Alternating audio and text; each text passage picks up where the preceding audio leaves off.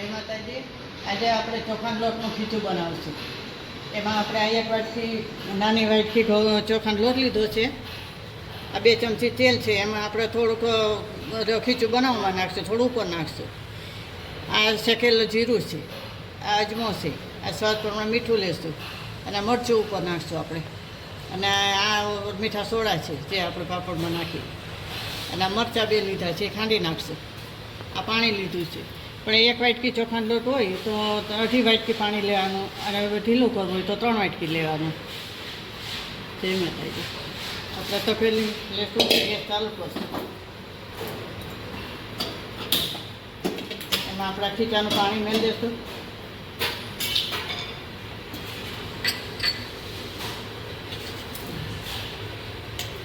અને આપણે આ પાણી નાખીશું. 1 વાટકી લોટ છે એટલે 3 વાટકી પાણી મૂકવાનું. બહુ ઢીલું ના કરવું હોય તો 1.5 વાટકી મેળવાનું.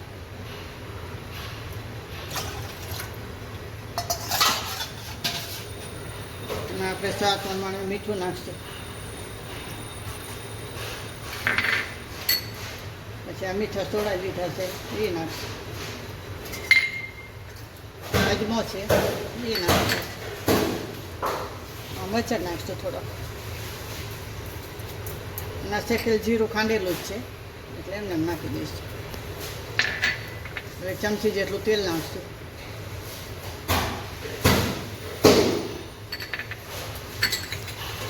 અને મરચાં આપણે ખાંડીને નાખશું, આખા નહીં નાખીએ.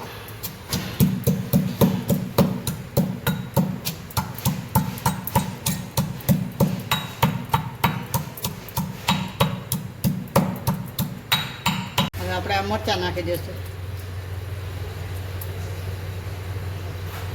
હવે આને બરાબર ઉકાળી દેવાનું. ઉકળે પછી આપણે એના લોટ નાખશું. ઢાંકી દેવાનું.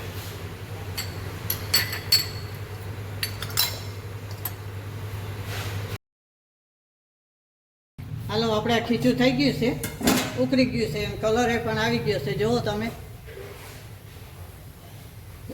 બરાબર ઉકળી ગયું છે. હવે આપણે થોડો થોડો લોટ નાખી અને ખીચું કરશું.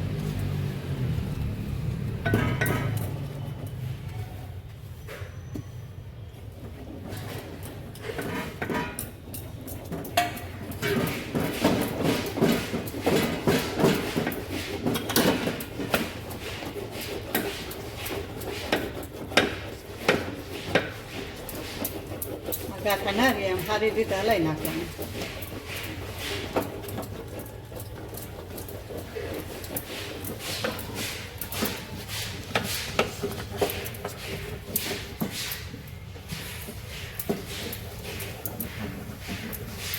આપણું માપનો લોટ પાણી માપનું થઈ ગયું ને ખીચું પણ સરસ થઈ ગયું છે. તમે જોઈ શકો ખીચું બરાબર કમ્પ્લીટ થઈ ગયું છે. ગાંઠાઈ પણ પડ્યા નથી.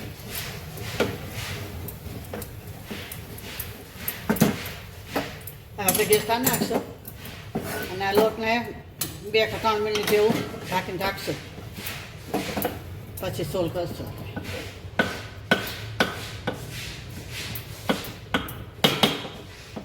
વેલણમાં ચોખ્ખું નથી, અસલ છૂટું થયું. આપણે ઢાંકીને રાખી દઈશું.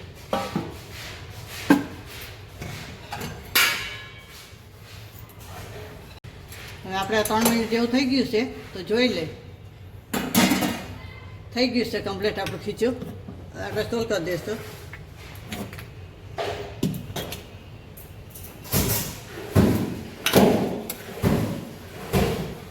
સરસ મજાનું થઈ ગયું છે.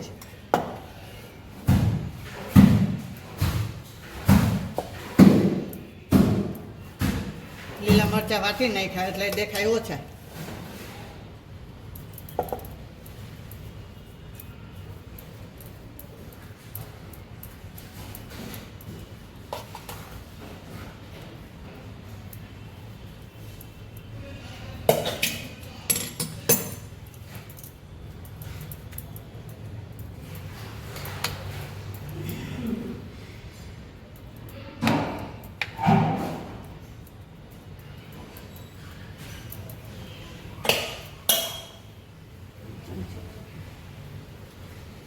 હવે આપણે આમાં મરચું ઉપરથી ભભરાવશું.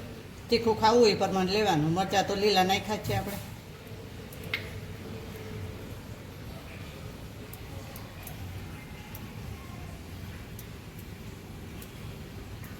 હવે આપણે તેલ નાખશું ઉપરથી. તેલ આમાં વધારે હોય એમ સારું લાગે.